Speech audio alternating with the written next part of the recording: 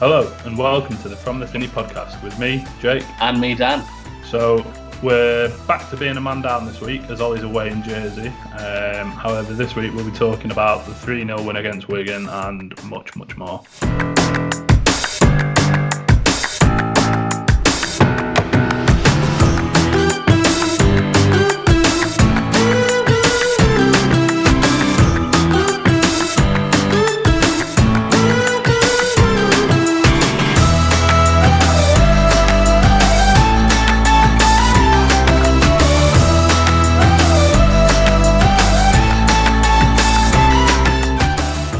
How do you, mate? How are you? Are you good? Glad to be back. Yeah, I'm really good. Back in the country, settled, and the first thing I come back to is a 3-0 win. There's worse things to come back to, no signings. Well, yeah, it's nulled the pain of the deadline day a little bit. Yeah, it definitely has. I think most fans feel the same. We were definitely getting some sarky tweets over the weekend. In fairness, it is going to be two very conflicting consecutive podcasts. Oh, yeah, completely. But that's the beauty of football. It divides opinion and people are entitled to one. One thing I don't understand is I've seen a lot of people on Facebook and Twitter, you're getting blocked. You're getting blocked just because someone's got a different opinion to someone else. It's ridiculous. What, to us? No, just other people. I was going to say, I didn't see us getting involved in any of that. No, not us. Everyone loves us. Well, maybe not, but yeah. In fact, you know what I did see? Someone on the PNA Online forum, I don't know if I sent it to you last night. Anything last night? Was talking about why the LEP don't ask the pressing questions, and they said, I'd love to see someone like FTF or Deep Dell Digest or someone other get into the press conferences. And I was like, yeah, I'd fucking love to do that. I just can't because I work full time. Yeah. But no, it's nice to be getting some recognition and that we're sticking in people's minds and all that sort of stuff. I'd go along to the press conferences myself, but I think I'd get banned pretty quickly. Yeah, I think most of us probably would. So yesterday, 3-0 win. It was a good do. Yeah. Very unexpected from my point of view. Don't know about you. Yeah, I mean, in the previous pod, I was going to say yesterday, but in the previous pod, I think I predicted a 1-0 win with for Wigan, for Kiefer Moore scoring for them. Yeah, I think me and Ollie both said something similar as well. Oh. I thought it would have been, I can't remember if I said 2-1 or 2-2 to them.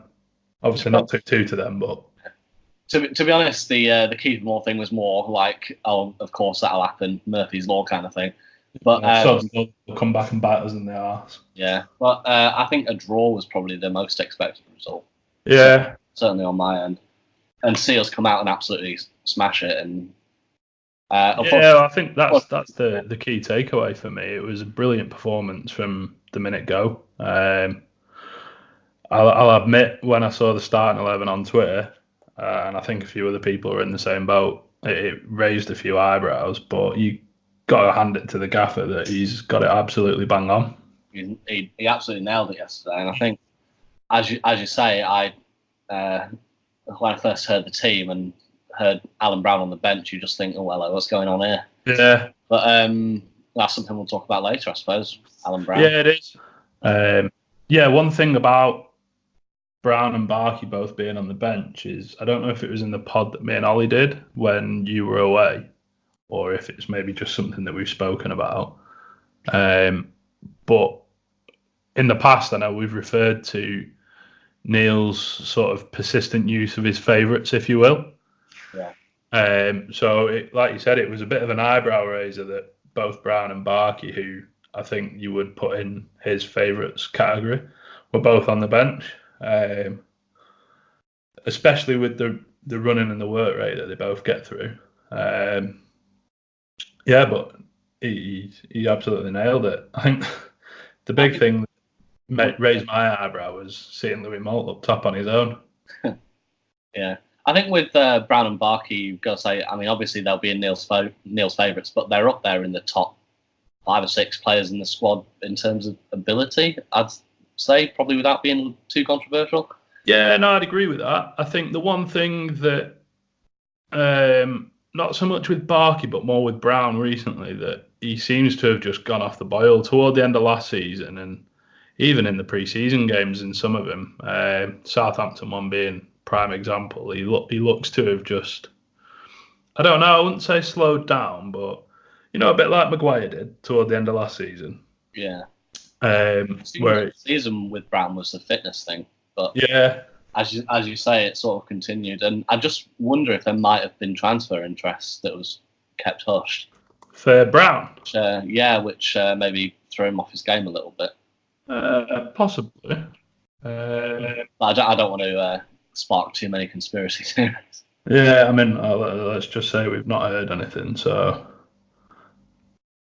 people needn't get worried. But yeah, I think going back to the fitness side of things, Alan Brown played 41 games last season in all competitions, so I think he's due, or he's due a bit of slack when he has a bit of a bad performance. Or not a bad performance, because I wouldn't say he's ever really played bad. He's just not, especially recently, not played up to the level that we've come to expect from him. But all players are entitled to that from time to time. It's when it becomes a consistent issue. It's when it becomes consistent that it becomes an issue. Yeah. But yeah, going back to yesterday, I think from the start of the game, we pressed them really high. We created chances all over the place, and I think that was evident with 16 shots in total versus their 11 shots in total. It was definitely a busy game, and they clearly have been told to go out and really harass them. I mean, we'll talk about certain players in more detail, but I think especially having somebody with Daniel Johnson's energy in the number 10 really allowed him to press the whole back line quite intensely. Mm-hmm. Yeah. DJ's not fast, if you know what I mean, but he's sort of scampering. Yeah, I get what you mean. He's got a unique style, I think, is probably the best way of putting it. Although I'd say arguably he's a bit like Pearson, where over the shorter distances he's not exactly a cart horse. But yeah, I mean, if you want to delve into a little bit of detail, looking at the numbers of the game and the stats and stuff, it was pretty close in terms of possession, total passes from either side, touches of the ball, block shots. We had 5 block shots, they had 3, and various other stats. But when you take that away from it and you look at it as a game of football, which is what most of us do, I don't think you'd find anyone saying it was very close, to be honest. No, not at all. We absolutely bossed the first half. Then, not so much the second, but still, it is enough for us to be quite comfortable. I agree. I don't think we ever really looked like conceding. I mean, they had a couple of chances from distance. Josh Windass had definitely one, I don't know if 2 shots from range that he forced decent saves out of Declan Rudd. Well, and was it MacLeod, their number 8? No, I think the number 8 was Lee Evans. Rudd's handling was superb. That's not a sentence I think I've ever said. As Neil referred to in the press conference, I just want to mention one of my favourite Alex Neil moments ever was after Galley's goal, just seeing him standing there applauding. That was good fun. Yeah. Galley's goal was funny the way that he just sort of ran off to the touchline and just stood there like, yeah, I know that was fucking good. Come on. Come and celebrate with me, boys. Yeah. But yeah, no, I think overall it was good to get a win on the board, which takes us nicely onto the next topic, which is how good is getting a win on the board. And for me, early doors, it's imperative. Obviously, you want to win the first game, but I think the less said about that Millwall one, the better. Yeah, just write it off, I think. Yeah, I have to hats off to Ollie though. He broke it down very well last week. Yeah. Hopefully for those that listened to the episode, made it a little bit more easy to understand as to why I think we struggled against Millwall, and how credit was probably more due to them. But yeah, I think getting the win on the board yesterday was obviously good for the squad and the players, good for the management staff, but I think more importantly the fans. After the last 10 days that we've had, especially with the end to the transfer window, you kind of felt like yesterday was a must-win game. Yeah. And I alluded to it at the end of the last pod. I said it almost feels like we're in bad form already. Yeah, it did. It was weird, but I think a lot of that was due to the negativity going around. Yeah. After the disappointing end to the window. Yeah, it was a vital win in terms of, I should say, unifying the fan base, giving us all something to get behind and on with, as well as the players and management. And I think the other thing as well, and we'll again come on to this more in the second half, but I think the fact that some divisive players had good games, like they unquestionably had good games, helped again in sort of bringing the fans together, if you will. But no, very happy. Came off the game, very pleased. And yeah, football was definitely back for me yesterday. Yeah, it's nice for it to be back, isn't it? Yeah. Yeah, definitely. And another thing we said in the last pod was we needed like a scrappy win, I think I called it. Yeah. But I mean, I'll take this one. Oh yeah. Yeah, yesterday couldn't have been further from scrappy if we'd tried. The only reason I didn't say we do with a nice comfortable win is genuinely how unrealistic a prediction that might have seemed. Yeah, again, I thought we might scrape a 1-0, but to win 3-0 and in the manner we did with the quality of goals that we scored, I mean, Wigan fans, if they've got their own podcast, can probably analyse their defence. But from our point of view, it's just a brilliant attacking performance. Yeah, I think I don't think any fans will find anything really to complain about yesterday. Well, maybe that we could have scored one or two more, but other than that, there was nothing really. I think the opening goal we were probably. I don't want to say something and come across as though I'm taking something away from the players, but I think them having one less man in the area with Joe Garner being told to go off. Yeah, definitely contributed. Definitely helped because Maguire seemed to get in between two players. It was almost like he was never actually marked in the first place, which I'm sure Wigan fans would argue that if they had that extra man on the pitch, that he would have picked up Sean Maguire. But take nothing away from the quality of the ball in from Galley and the quality little flick on glancing header, whatever you want to call it, from Maguire. I would just say the way Sean Maguire scored it is he came and beat a couple of Wigan players who were marking other men of ours, and I think if he'd been nippy enough to escape Garner, he'd have won that header either way. So, yeah, I mean, we've seen plenty of Joe Garner. He was never the nippy type, if you will.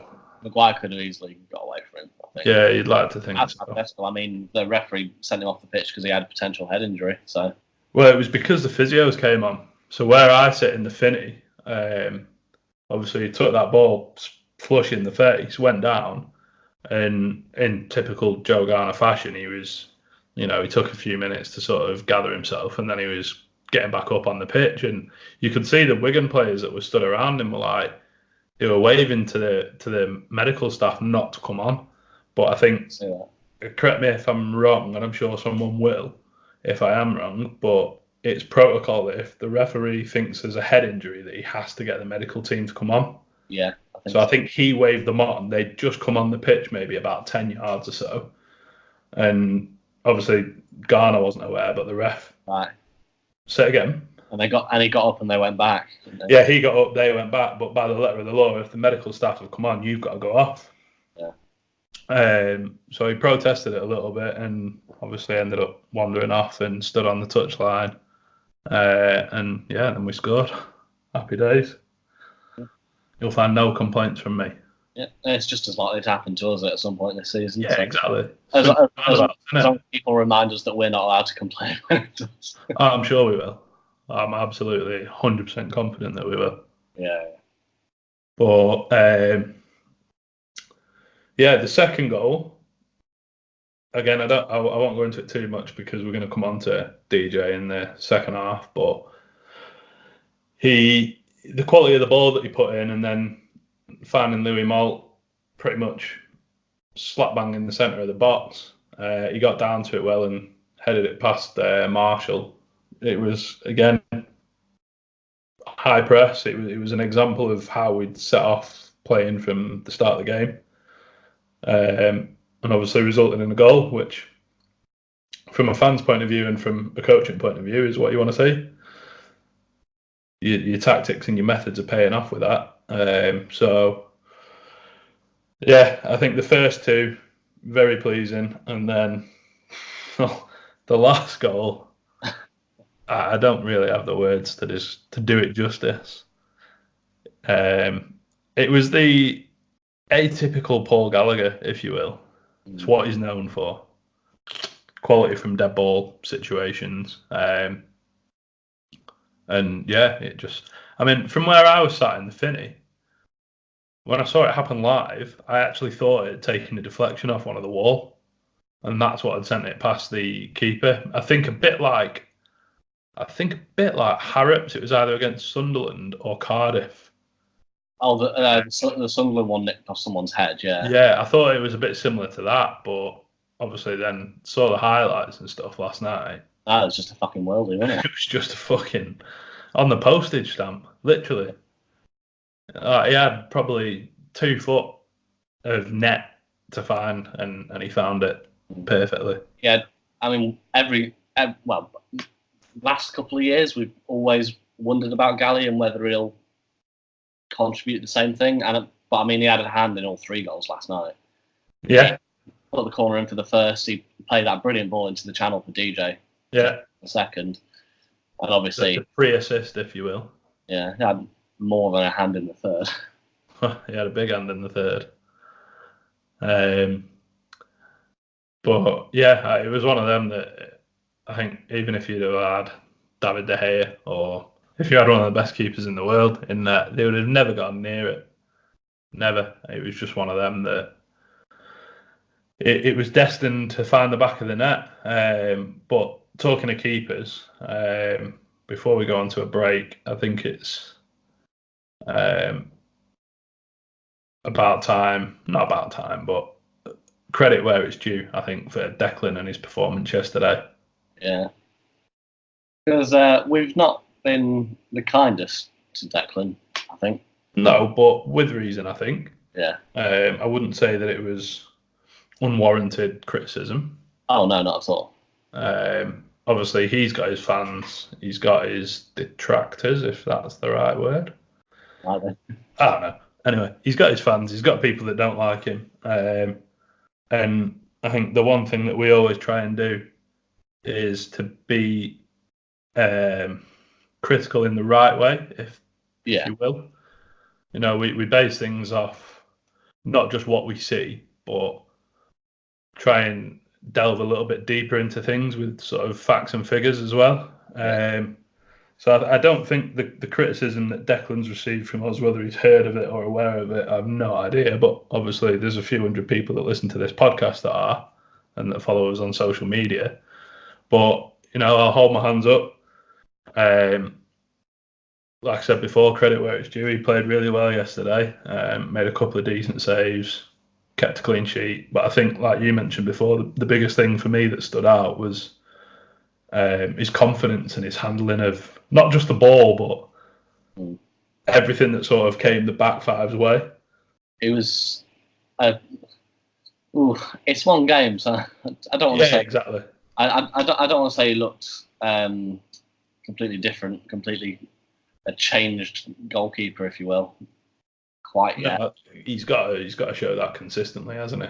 I mean, 7, 8 of those games in a row. I mean, obviously we're not going to keep that many clean sheets in a row.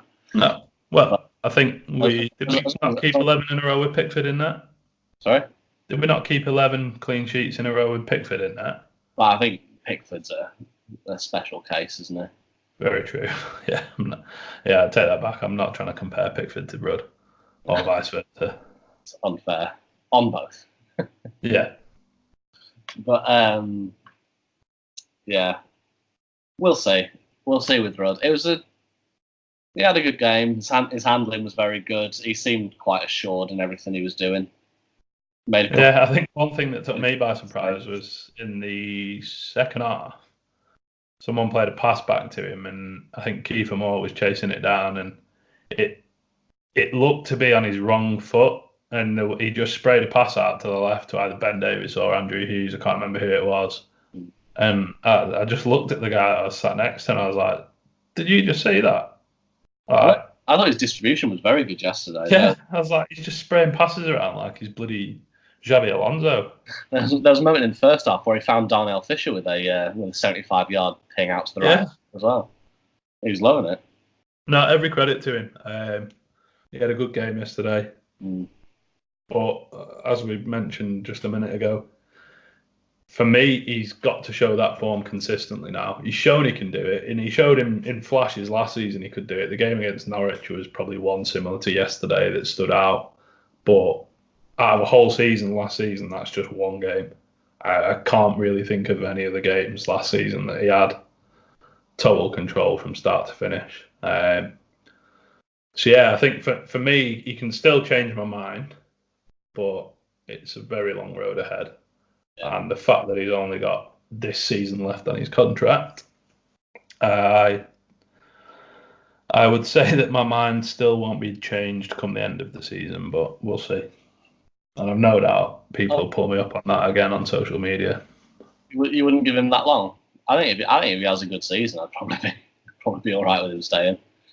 If he has a good season, I wouldn't have an issue with him staying. But you'd still want a new number one. I'd still want a new number one in, because for the past season and a half, I think he's shown, not just in glimpses. People point to the obvious, the Birmingham away error, and other. I think there's one or two others that are obvious that stand out. But for me, it's the things like Millwall, where it's a save that he's comfortably getting two hands to, and should be keeping out the back of the net, not pushing into the side of the net. Or the Rotherham game away last season, the free kick, he dived completely the wrong way. Yeah. But the Birmingham one, I'm always almost tempted to not entirely disregard it, because it does show a certain lack of concentration, maybe, that I think Rudd can be accused of sometimes. But the Birmingham one was such a freak instant. It was so sort of top end of that scale that you've got to think it's maybe not the fairest thing to judge his whole performance on. If you know quite where I'm coming from. Yeah, no, I do. I think the fact that a few of the national media outlets jumped on it straight away as well tells you how infrequently stuff like that happens. Yeah. But things like diving the wrong way for a free kick, bad handling, saves that he's getting down to the right way, but he's just not getting anything on. I think in the piece that I wrote for the website, a goalkeeping conundrum, I sort of pointed out a few different games where there was errors or lapses in judgment or concentration that I just think, as a keeper at this level, you should not be doing. And especially at his age, someone that's played in the Premier League for 11 games in a row or whatever it was, he's been in and around squads in the Premier League, almost consistently played in the Championship, bar maybe one or two spells in League One or. With us, he had a spell. He had a spell with us, didn't he? Yeah, was he not on loan at Charlton as well before we signed him? Was it Charlton? It's somewhere anyway. Oh, Maxwell out to Charlton as well.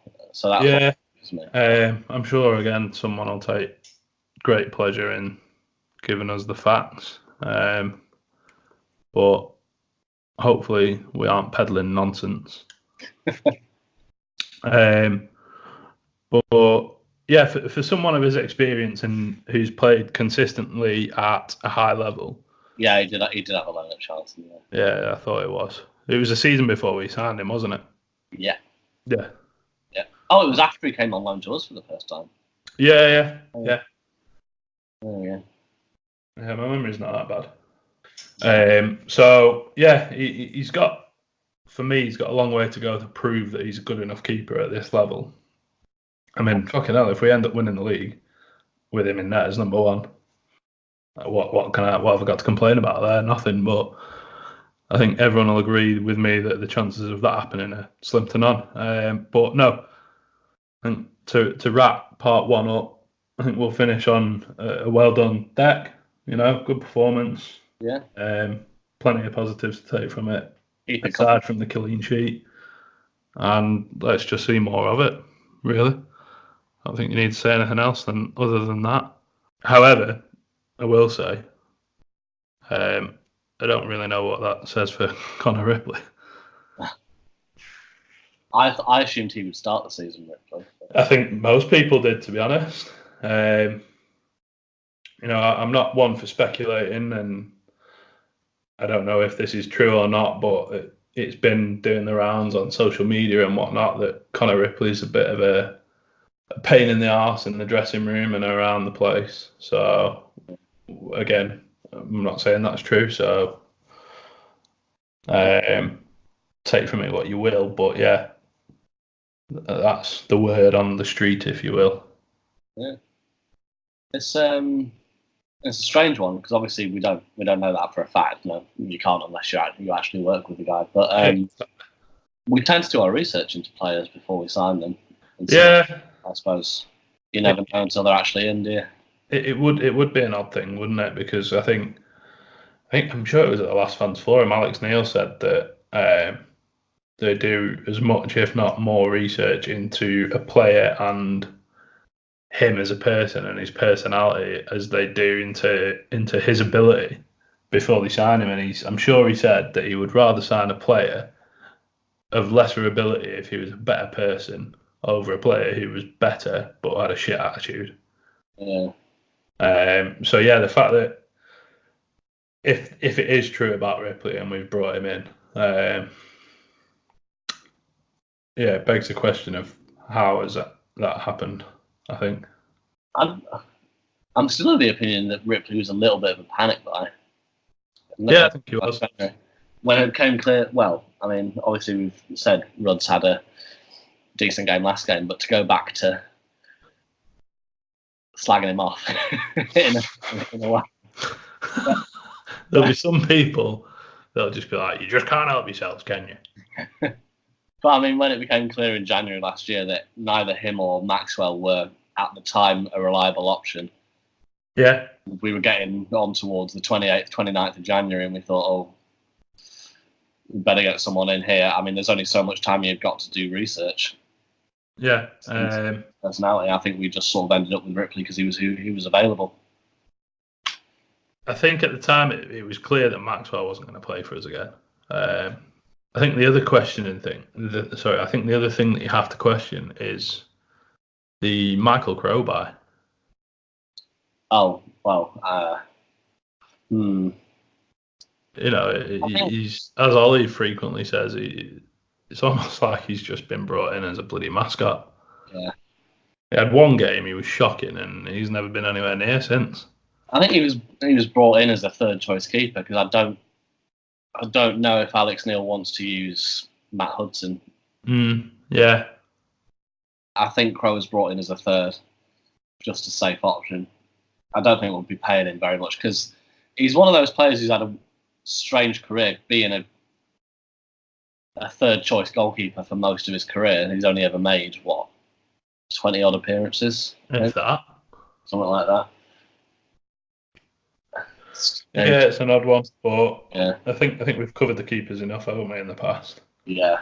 Not spend around with that too long on it. So yeah, we'll call that part one, mate. Okay. We'll have a little break and then we'll come back into part two. So yeah, thanks for listening.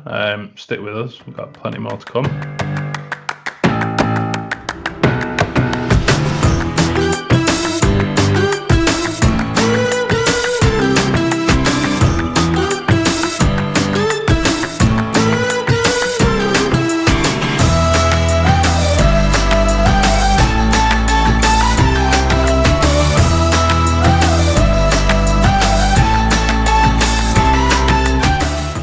welcome back to part 2 of episode 11 of the From the Finney podcast.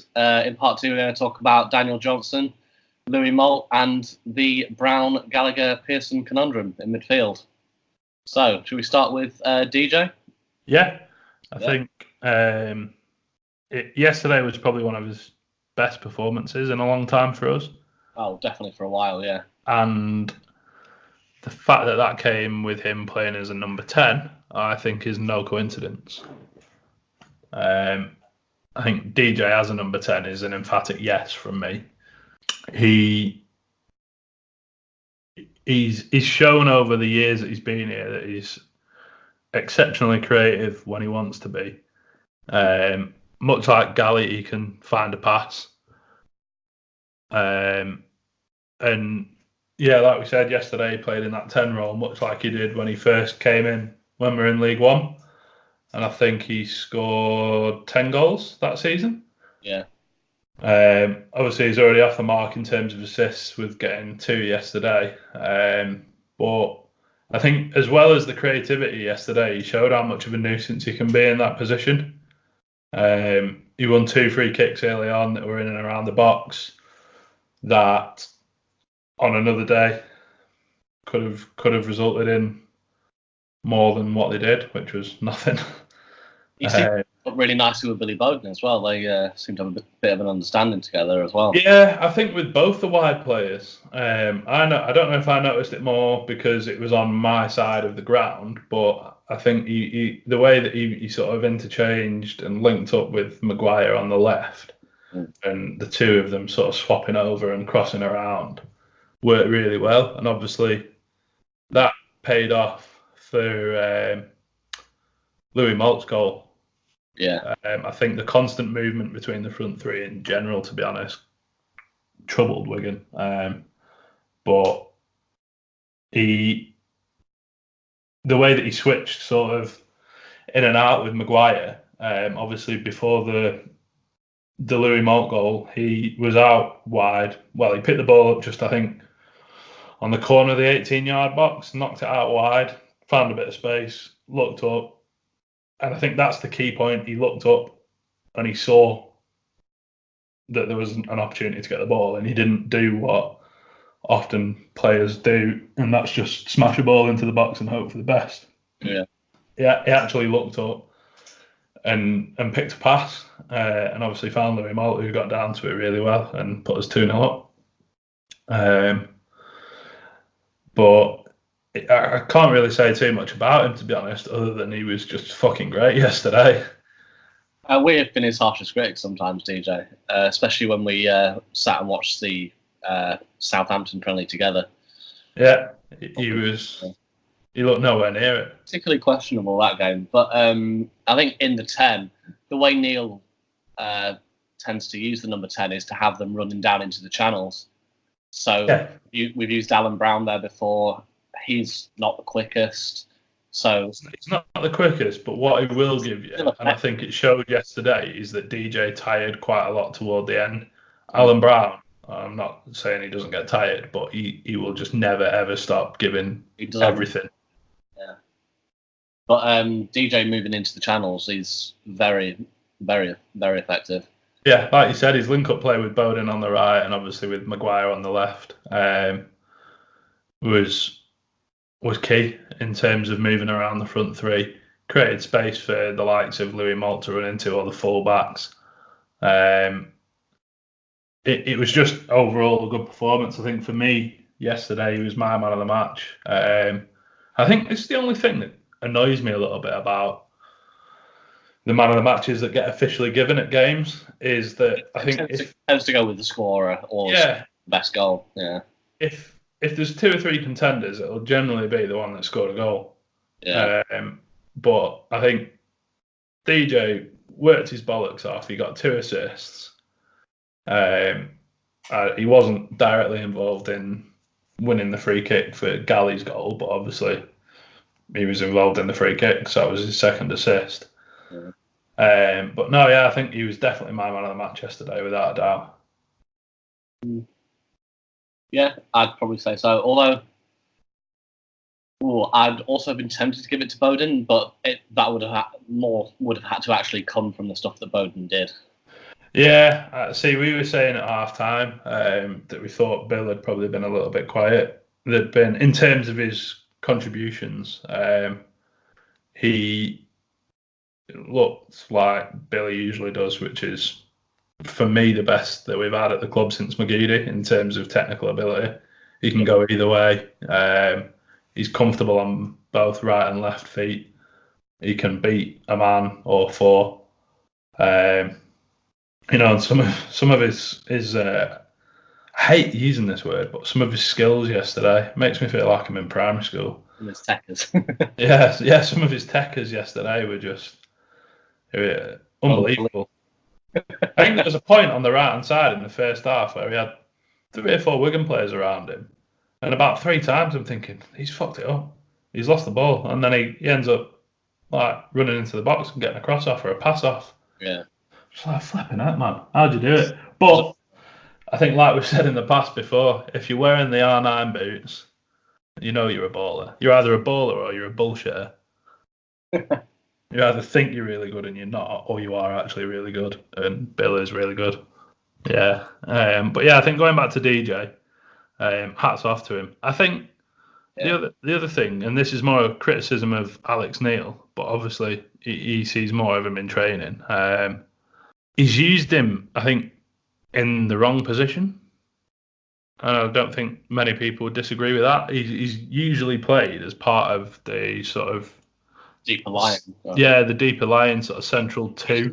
He's used him as a 6 a fair bit, especially towards the end of last year when Gally had to play sort of wide left in a free run. Johnson was picking up the slack as Pearson's sort of deep line partner. Yeah, and it just doesn't suit him. No, you get so much less room there, and you have to get more involved. You have to be combative, and I like DJ's overall, especially given what he got up to in League One and stuff. He's probably one of my favourite players at the club in a way. Yeah. But combative is just not what he is. You'll very rarely see him. I think what Neil was maybe 50-50, let alone coming out. Yeah, well, another thing that stood out to me yesterday, I think I counted that he won 4 or 5 headers. Yeah. Which for DJ is like astronomical numbers. But I think the one thing that I can kind of see where Alex Neil might have been going with playing him in that deeper role is we know he's got the ability to pick a pass. So I was thinking last season that he's maybe sort of like you said with Gally moving off to that sort of inside left position, that he was maybe trying to use him in the Gally role, not so much as a breaker upper, if you will, like breaking up play, but more trying to switch the play, pick a pass. But yeah, for whatever reason, whenever he was playing that role, more often than not last season, it wasn't him really. Yeah, in the 10 he can make his runs. I mean, we mentioned before that he's quite quick over a short distance. Yeah. You saw, I mean, that's what initially led to the Malt goal, was there being not really much going on the left-hand side. DJ making this darting run into the left-hand channel, and Gally picking him out superbly, and then it just came. Well, probably from Wigan's perspective, a little bit too easily from that point onwards.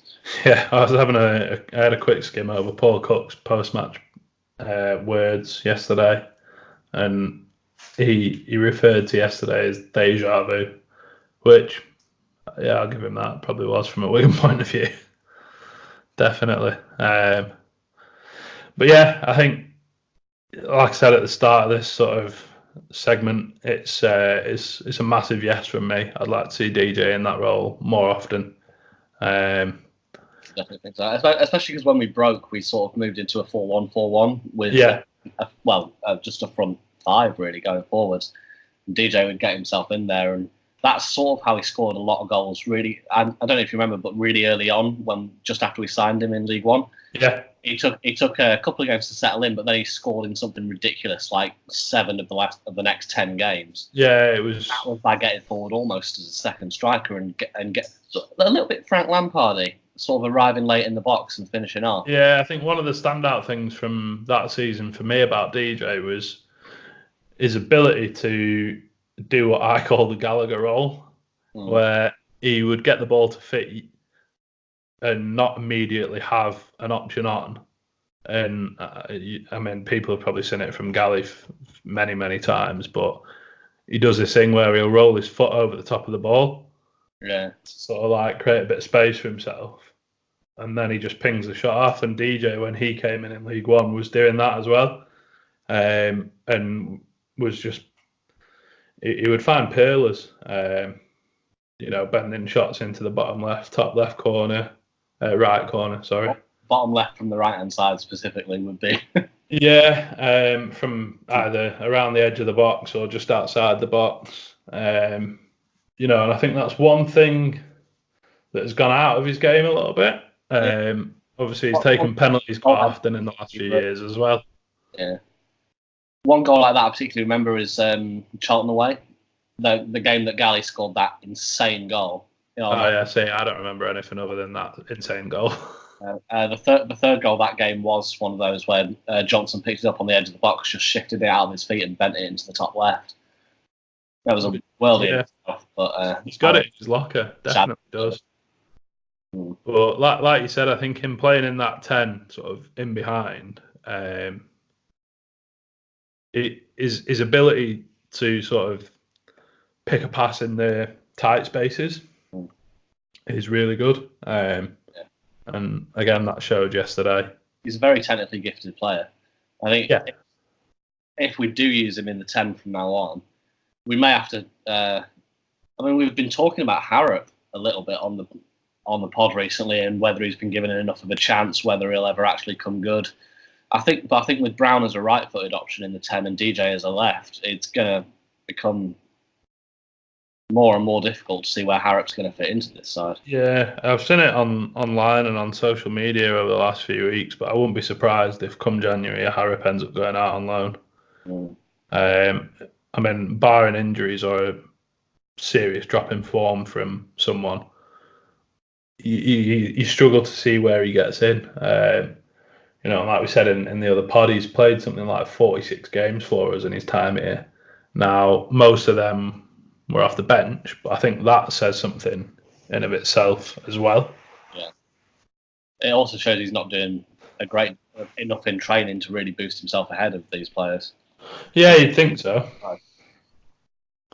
You'd definitely think so. But I think moving on to the next bit, one player who must have been doing shit hot in training recently because he seems to have just come in out of nowhere is Louis Moult. Much like Declan Rudd, I'm usually the first to slate him, so in this instance I'll be the first to praise him. He worked his bollocks off yesterday. He linked play really well, and he caused Wigan's back four all sorts of problems. So yeah, hats off, another one that was a contender for man of the match for me. Yeah. And yeah, he fully deserved his goal. Yeah. Is one thing I've said in my notes is his touch still lets him down a little bit. There are a couple of times where we look to him to hold the ball up or take an important touch in and around the box, and he sort of let it get away from him, which still points out that maybe he's not quite there technically to be a properly effective member of the squad. But I mean, he scored his goal. He chased brilliantly. He closed down really well. I think for me, one thing that his goal showed yesterday, which I've never really seen from him before, is his movement. He timed that run into the box perfectly. He got down to the ball well because it wasn't exactly head high. No. So he got down to it really well. Obviously, there's no doubt about his finishing ability. That was clear to see from his time in Scotland. Yeah. He knows where the net is, but I think one big question mark for me that I've always had over Louis Up into the positions. is that and his physicality. He's always looked a little bit not off the pace, but easily sort of pushed aside, if you will.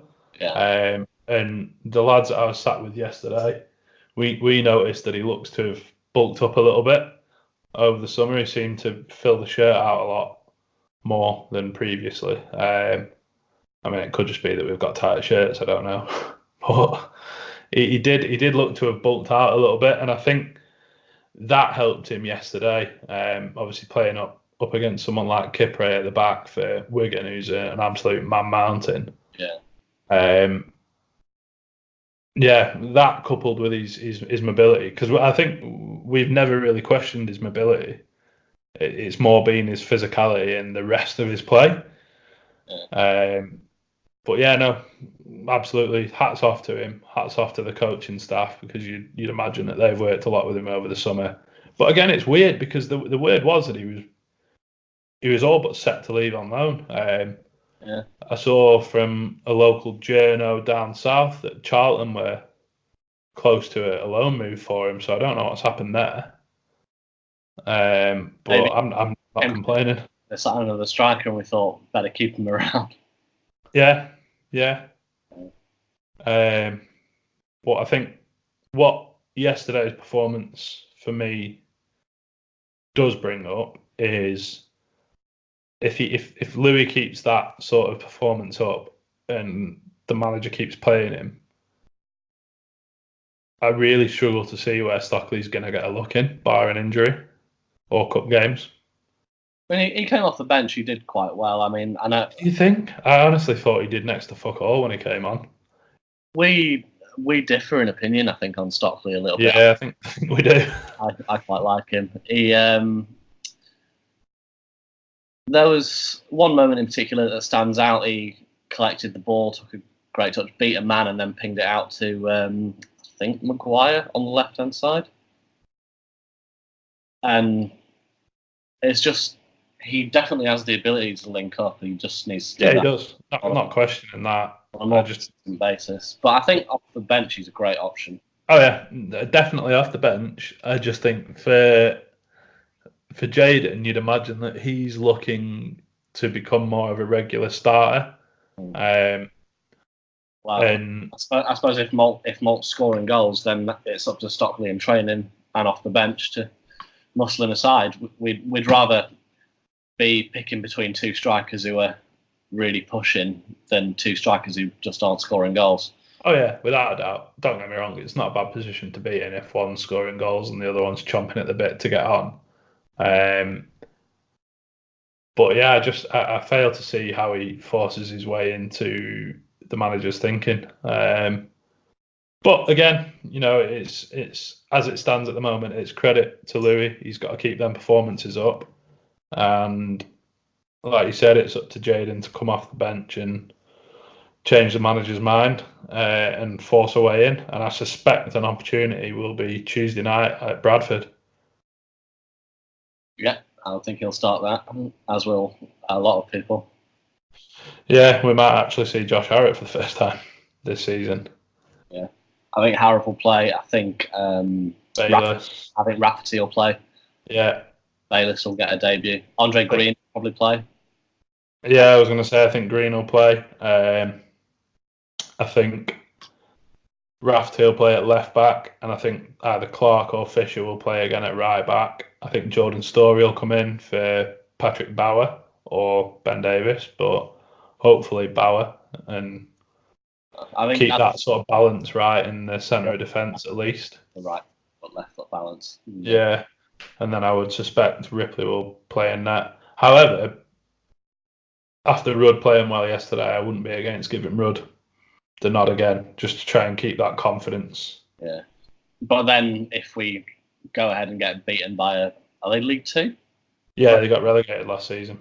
If we go and get beaten by a League Two side, do we really want Rudd to be subjected to a confidence hit after he's had his first good league game in 18 months? True. Yeah. suppose it's catch-22, whichever keeper you play, really, isn't it? I'll just start Crow again. Concentrate on. Fuck it, yeah, just chuck him in. Just chuck him in. Yeah. I doubt we'll ever see him in a North End shirt again, to be honest. And if we do, it'll be too soon. Yeah, so I think we've probably covered all bases with that and where we stand. Like I said, I think it's definitely up to Jayden Stockley to fight his own corner now and give the manager something to think about. And just on the forwards, actually, not that I think Sean Maguire should have not been dropped, but should have been moved away from playing centrally, because I don't think it's his fault that we ever really played into his style, if you will, when he was playing up top on his own. I mean, it doesn't help when you're lumping balls forward to someone who's, 5'10"? I think he's 5'8", isn't it? However he is, he's small. But I think he showed just how good he can be yesterday when he played off the left. Yeah. But yeah, I think for me, as it stands after yesterday, where we're at the time of recording, it's the onus is definitely on Jayden to just give the manager something to think about and pose him some questions. Yeah, I hope he does, because I really like him. Yeah, I'm not against him per se. I just haven't seen anything that makes me like get excited, if you will. But yeah, I think probably enough about that. We'll move on to the next section, which is the midfield conundrum between. Yeah, it should be an interesting chat, this. Yeah. Seeing as I have no idea where you stand on it. Well, yesterday we briefly mentioned it right at the start. We were a little bit surprised to see Alan Brown out of the first team. Yeah. That was more to accommodate DJ in the number 10 role. I was letting Galley move back into a more deep line playmaker role rather than in this weird sort of inside left / Raumdeuter if you play FM. Yeah. Sort of role that he's been being utilised in more recently. I think the way we controlled the midfield, particularly in the first half, almost justifies that decision. Yeah, no, definitely. I think as well, before we get into the meat and bones of this, I'm going to assume that we both agree with the fact that when it comes to choosing a midfield, Ben Pearson is the first name on the team sheet. Absolutely, yeah, 100%. I don't think there's any question about that. Absolutely vital. You need that anchor or the pivot or. Yeah, the way that he just sweeps up in front of the defence is second to none. I mean, I don't think he had his best game yesterday, to be honest. Don't get me wrong, I thought he played well. But I thought he was probably, along with maybe Darnell Fisher, one of the weaker players on the pitch yesterday. Just because I think I saw more mistakes from him than usual. He always strikes me in the way that he plays as someone that's very proud, wears his heart on his sleeve, and tries. Obviously, people are always going to make mistakes, but always tries not to make a mistake. So I think yesterday he took maybe one or two touches too many, or there was a couple of passes that went astray. But again, this is Ben Pearson. The one thing that he always does is try to make amends if he fucks up. Now, I think it was in the first half, around the middle of the first half, or towards the end of the first half, he got caught in possession pretty much in the centre circle, and knew it was his fault and just chased the ball down. He covered. You'd like to see that in a player, don't you? Yeah, covered probably 15, 20 yards straight away, no question. Wasn't one of them that you'll see from some of our players. See it in the Premier League quite often, where if someone's dispossessed in the middle of the park, they'll often just stand around and look to point fingers at other people. Whether that's to say, why didn't you give me a shout or whatever, but and it's something for me that no matter who the player is, even if I'm watching League Two, if a player can sort of, without outwardly holding his hands up and saying, yeah, I fucked up, but if he can show that in his performance and, like Ben did yesterday, go and chase the ball down straight away and win possession back, or crowd the player out and dispossess them, whether that's ball going out for a throw in or a goal kick, whatever. That to me is what you want to see from your players all over the pitch. And I think it's one of the reasons why Louis Malt's quite liked, because he's quite similar in that he runs his bollocks off. He's always chasing. So yeah, I think Pearson is without a doubt for me the first name in the midfield on the team sheet, if not the first name on the team sheet. Oh, I mean, him and Gallagher, I would say, because Ben Davis. Yeah, maybe. Hughes. Well, it would have to be Hughes, really. If yeah, as it stands, definitely. Well, even that we might not. I'm not too sure on that one just yet. But Pearson, yeah. I mean, like you say, there was one moment that sticks out to me yesterday was that Windass chance that Rudd saved.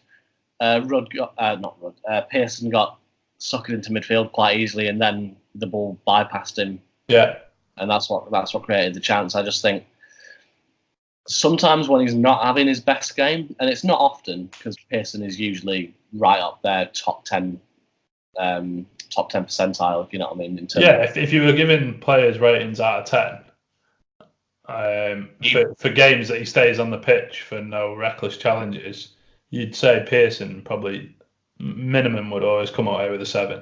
Yeah. Sorry, go on. It just the way he sort of stormed forward and then the ball got sort of pinged past him. Yeah. In the games where he's not having his best game, he can. I'm reluctant to use the phrase "headless chicken," but it is the phrase that springs to mind. Is that he will sort of storm in and leave the gap behind him. Yeah, he can be a bit reckless, can't he, in that regard? It's probably the same thing that leads to him putting some of these questionable challenges in. It's the sort of tunnel vision in trying to intercept a ball or go into play in any. Sometimes I like to imagine him like a dog chasing a ball. Yeah. Terrier. Just no matter what is in his way, all he's bothered about is that ball. And he will get to that ball, come what may. Which is not a bad trait to have, but when you're snapping people in half, it's probably not ideal. But I think yesterday he was very hard done by. I think his reputation went against him yesterday, without a doubt. I didn't know if we were going to assess the booking, but I've said it on Twitter before. I don't know if I've said it on a pod before, because I think we started doing the pod when the season was sort of drawing to a close last year. Yeah, I think the season had either just finished or it was coming to an end. So I don't know if it's something I've mentioned on the pod before, but I think Pearson, like, obviously, in no way am I saying he's an angel and he's getting wrongly accused of being a quote-unquote dirty player. But I'd say a good 30-40% of the bookings he gets are things that other players wouldn't get booked for. Yeah. You know what I mean? I absolutely agree with that. Like, yesterday in particularly, I personally don't think it was a foul. I know that'll definitely divide opinion. Some people will, because that's another thing. No, I agree with you. I don't even think there was a foul in it, to be honest. I watched, obviously saw it in real time, and then I've rewatched parts of the game today. And I sent you a video of the challenge slowed down. Clearly wins the ball, and I was saying that on the stand yesterday. I was on the Finney, so I was on the opposite side of the ground. But we all saw that he won the ball, clearly. Now, putting myself in a referee's shoes, which the last time I did that was refereeing a load of 12-year-olds, and I got a copious amount of shit. So I'm not backing myself as a referee, but putting myself in those shoes, I think the only reason that I can see that a referee might have booked him is because in the view of the challenge that I saw, he looked to have both feet off the ground.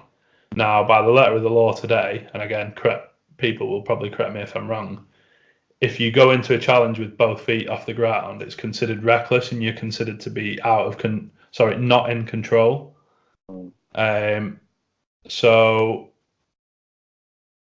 Calvin Phillips did it in the Leeds. Now, he did connect with the player, and I think he was fortunate not to get a red, but he ended up walking away with a yellow. And again, the commentator said something along the lines of, he's gone in both feet off the ground. He's not intended to hurt the player, but the way that he's gone about the challenge is what's resulted in him being punished. And I think you could maybe apply that logic to Pearson as well. Maybe, but I mean, looking at it again, if both feet were off the floor, we're talking centimetres. Yeah. And it's from the front. He's got one foot pointed directly towards the ball and 1 foot not trailing behind him, but underneath him. What's he supposed to do with that? Yeah. It's not like he can take it off for the challenge and just put it in his pocket and then get up and put it back on afterwards. Yeah. And I don't think many other players would have been booked for that. I mean, if the referee's going to give a foul for the challenge being a little bit out of control, if you want to go with that, then maybe it's a free kick for being out of control. Bit of a talking to, like, come on, lad, let's not be going in like that. Yeah, well, like I said, I think it is the rule that if you go in with 2 feet off the ground, I think it's just a booking regardless. Could be wrong. Like I said, I'm not a referee, so it's not like I've read up on them. But yeah, no. Going back to it, I completely agree. I don't even think it was a foul, and I think he's been very hard done to. Yeah. It happens quite a lot where he puts in a challenge, we all applaud and we think that's a really good challenge. The referee has a word with a fourth official or something and then decides to book him. I think it was the Norwich game last season at home. Are you thinking of the challenge on the halfway line? No, I think it was Finney. Was it? No, because I think it was a penalty. Oh, yeah. No, exactly what you're on about. And they missed the penalty, didn't they? Yeah, Rudd saved it, didn't they? Saved it, yeah. But I remember thinking, all right, he's given a foul, and maybe it was a foul. I mean, I can't. I'd have to watch it back again. I think from the replays that I saw, it was hard to say clearly whether it was a foul or not.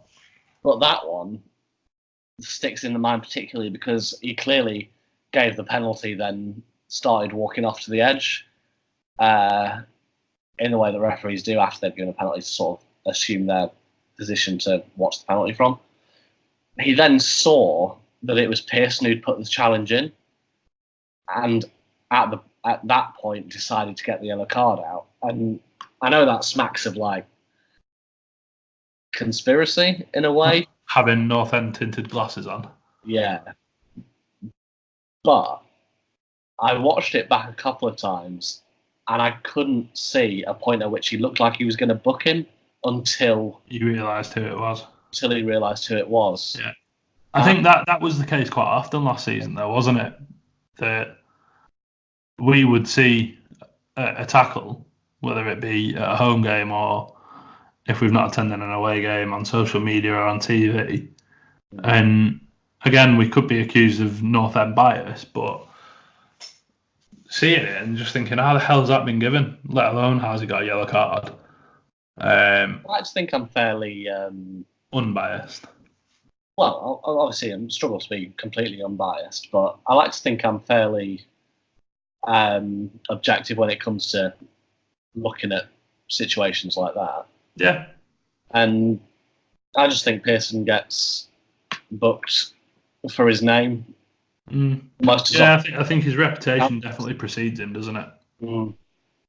Um, and you got to feel for him because, like, while if you're an opposition fan, you're probably thinking, "Oh yeah, asking me to feel for Ben Pearson, that's not going to happen."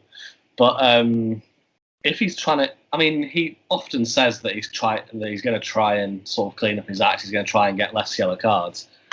But if he's getting booked for perfectly decent challenges, it's a hard task to try and improve.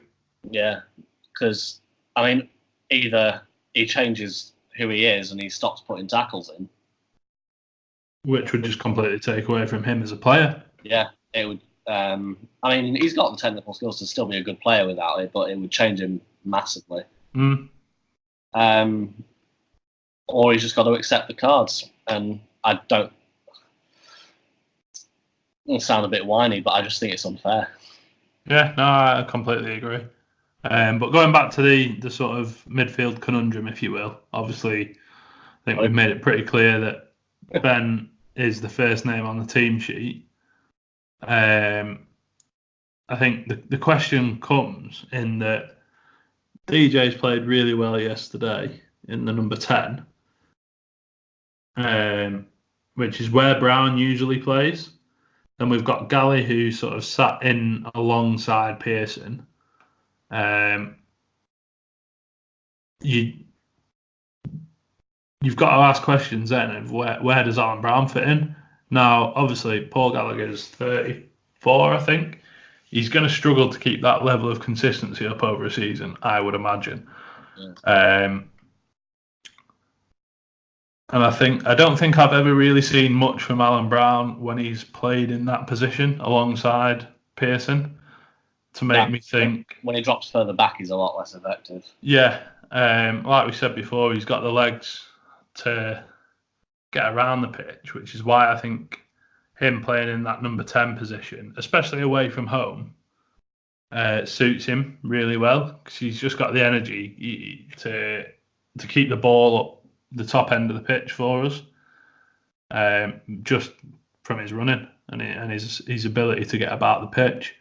But do you substitute Gallagher's range of passing to put Brown in to arguably have a weaker midfield in that regard? Or, and again, I know it's only one game, we talked about consistency with Rudd, so you'd say that DJ's got to be given a chance to show that he can be consistent playing the number 10 role, but can only go off what we saw yesterday. So the other one is, do you risk missing the technical side of things that DJ brings in that number 10 and the ability to pick a pass and unlock a defence, if you will, to put Brown in there with his energy and his running?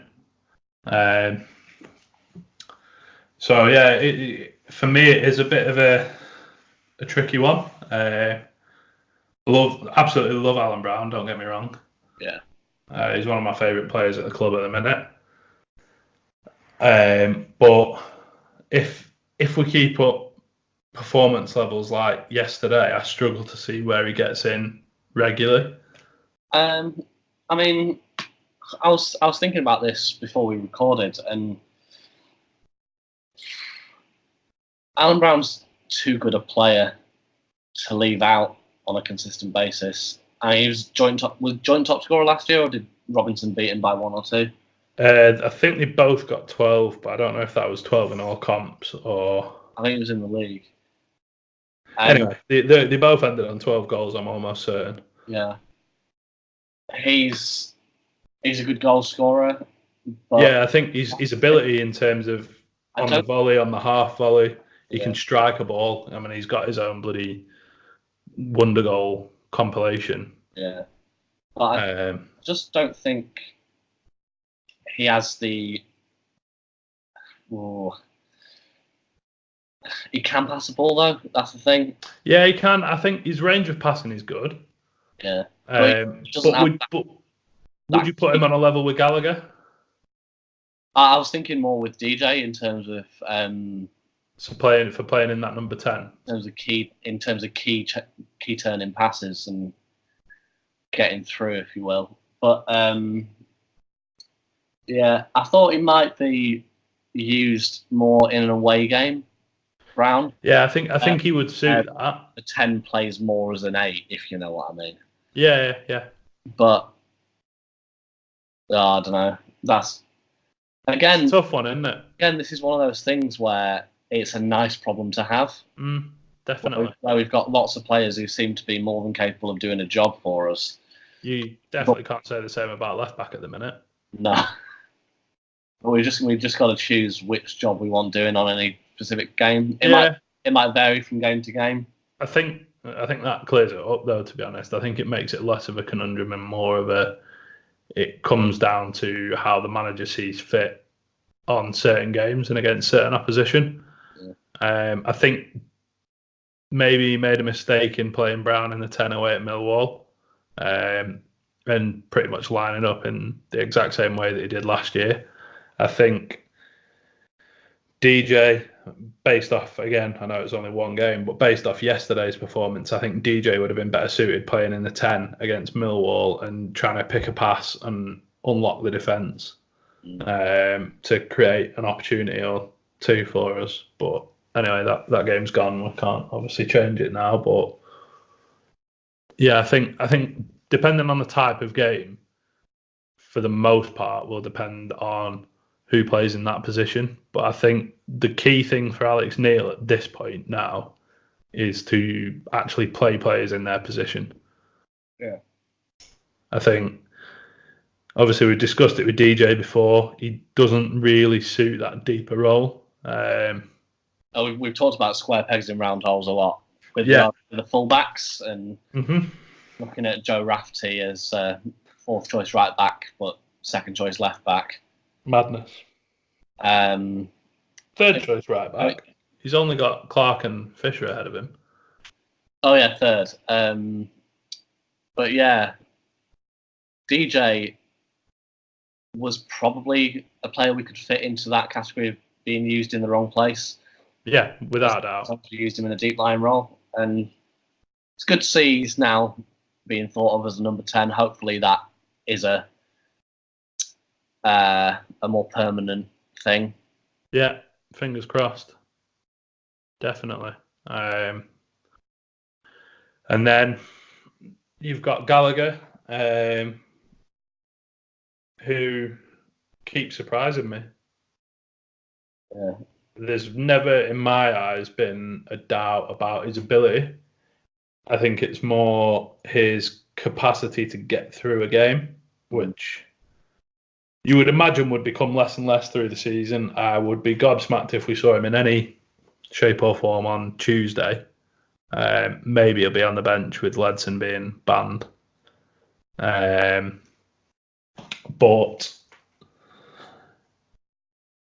even though in the summer, and I think the three of us discussed it, me, you and Ollie, I don't think any of us considered midfield to be a position that we needed to strengthen in the summer. And I think we'd all said that it was probably one that we'd have to look at come January, heading into next season, much like you could argue Ledson has been, with coming in and maybe having an eye on the future as opposed to a more immediate role. But obviously, the signing of Tom Bayliss happened. And from a club point of view, if you can sign a player like that, you're not going to pass up on it, whether you need it or not. No. So, yeah, I think there's been a bit of talk about how he could go some way towards being Galley's or long-term / short-term replacement in games that he can't. Yeah. I think we'll have a massive conundrum on our hands if Bayliss has a good game again, on Tuesday, assuming he gets minutes. Yeah, I think we will. But again, I don't think that's necessarily a bad thing. If, for example, that is the case, you could argue that Bayliss coming in and having a bigger impact this season, thus you would imagine maybe Gallagher playing less, could result in another year for Gallagher. Yeah, keeps his legs a bit fresh. He can maybe go into next season with an eye on playing even fewer games, but staying in the club, being a voice for the youngsters in the squad, and a good role model. Because I don't think there's any doubt about that. I don't want him to leave the club at any point. No, definitely not. He's one that I would love to see sort of, much like John Welsh was before he left, getting involved with the coaching, whether with the youth or with the first team. But obviously that depends on him and what he wants to do. Yeah. But yeah, I think having brought Tom Bayliss in at the moment gives the manager good options, but it also gives the club, provided he plays and performs how we would expect him to perform, I think it gives the club a bit more assurance in midfield and would allow us going into the next window in January to focus on the areas that I think have been evident have needed strengthening all summer. But again, I mean, we've said that this is the Brown, Gallagher and Pearson conundrum, but like you said, if Bayliss comes in, starts playing well, suddenly becomes 4 men competing for 2 spots, really. 5 if you include DJ. Yeah. 5 players competing for 3 spots. And I'll use that old cliche of it's a good headache to have for the manager. Yeah, definitely. But, you know, we've said it before, it's a long season. It's going to be injuries, suspensions. I think Ollie mentioned in the last pod, if Hughes, and I don't want to speculate too much about his hamstring, but he did look like he pulled up right at the end yesterday. Yeah. He made that lung-busting run when we were 3-0 up in the 92nd minute to try and overlap for Maguire. Yeah. And then felt the back of his leg quite ominously. And Ollie mentioned in the last pod, I think, about potentially using DJ as a cover left back if he was interested. Maybe that'll be where Alan Brown gets a look back into the team, is because DJ's suddenly going to have to be playing it. Well, I mean, if the manager's keen on keeping that balance in terms of right foot, left foot, then he's probably an option, really. I don't think we've got any other left footers, have we? Yeah, obviously Billy Bowden, but I could probably do a better job at left back than him. It's going to be an interesting one, definitely. But I think the only thing that can come from it is positives. Having players competing for positions, you would like to think would just bring the best out of all the others.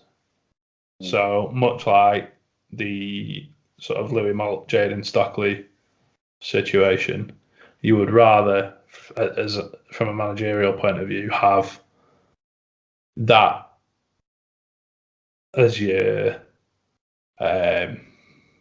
problem to solve, if you will, versus players that are massively out of form. Yeah. I was going to say rather than a Rudd or Maxwell choice. Yeah, exactly. Although Rudd did have a good game against Wigan. But yeah. But yeah, I think that's probably a podcast. Yeah. Cool. Right.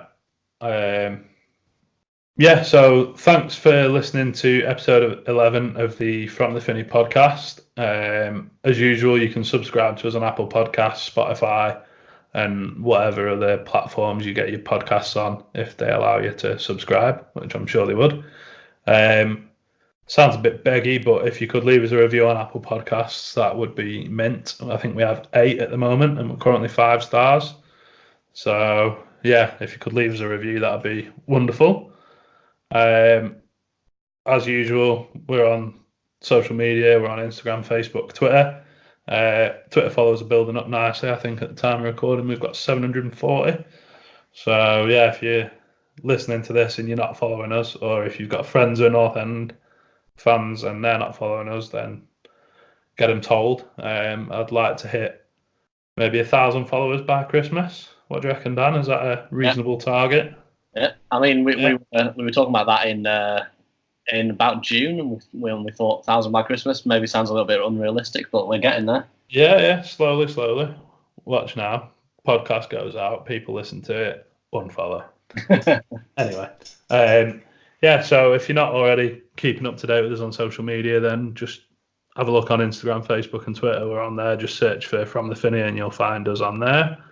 And obviously we've got the website. We're probably not going to publish that many match reviews just because we'll be doing a podcast pretty much after every game. I'm not sure how we're going to go about the midweek games just yet. Whether we'll maybe do a written one for the midweek ones and cover the weekend ones in the podcast, or wait until the weekend one and cover both games. I'm not sure, but we'll work something out. So yeah, keep up with all the content on the website. And yeah, that's it. Thanks for listening. And Dan, thank you for joining me as always. Thanks for having me again. No problem. It's been a pleasure. Yeah. Cool. See you in a bit, mate. Yeah. Bye.